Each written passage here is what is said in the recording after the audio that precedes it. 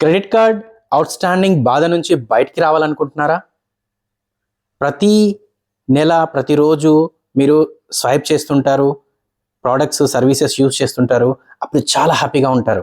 కానీ ఎప్పుడైతే out standing message మీ మొబైల్కి వచ్చినప్పుడు, అవుట్ స్టాండింగ్ ఇంత పే చేయాలని మీ మెయిల్కి హిట్ అయినప్పుడు టెన్షన్, స్ట్రెస్ ఫీల్ అవుతారు కదా.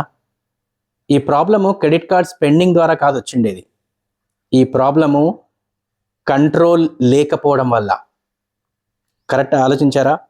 ఈఎంఐస్ ఏదైతే ఉన్నాయో దీని ద్వారా యూజ్ చేస్తుంటారు కొంతమంది.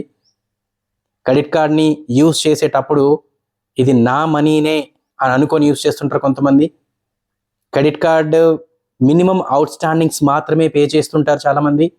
అలాగే ఇంట్రెస్ట్ రేట్ పెరుగుతూ ఉంటుంది, మీ స్ట్రెస్ కూడా అలాగే పెరుగుతూ ఉంటుంది.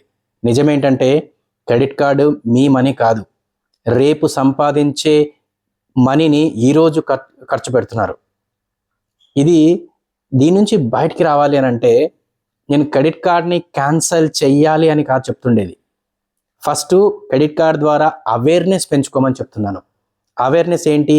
క్రెడిట్ కార్డ్ని ఎందుకు యూజ్ చేస్తున్నాను, ఇప్పుడు కరెంట్ అవుట్ స్టాండింగ్ ఎంత ఉంది, ఇంట్రెస్ట్ రేట్ ఎంత పే చేస్తున్నాను, ఈ క్రెడిట్ కార్డ్ యూజ్ చేసేది అలవాటు కోసం యూజ్ చేస్తున్నానా లేదంటే అవసరం కోసం యూజ్ చేస్తున్నానా? ఎప్పుడైతే ఈ క్లారిటీ మీ మనసులోకి వచ్చినప్పుడు మీ టెన్షన్స్ తగ్గుతాయి, మీ స్ట్రెస్ తగ్గుతుంది, అలాగే మీరు తీసుకునే ప్రతి ఒక్క డెసిషన్ కూడా రైట్గా తీసుకుంటారు. దీనికి ఒక సిస్టమ్ మీ లైఫ్లో ఉందనుకోండి, మీ క్రెడిట్ కార్డు మీరు చెప్పిన మాట వింటుంది, లేదంటే మీరు క్రెడిట్ కార్డ్ కంట్రోల్లోకి వెళ్ళిపోతారు. ఫ్రీడమ్ అంటే ఏదో క్రెడిట్ కార్డ్ని క్యాన్సిల్ చేయడం అని కాదు.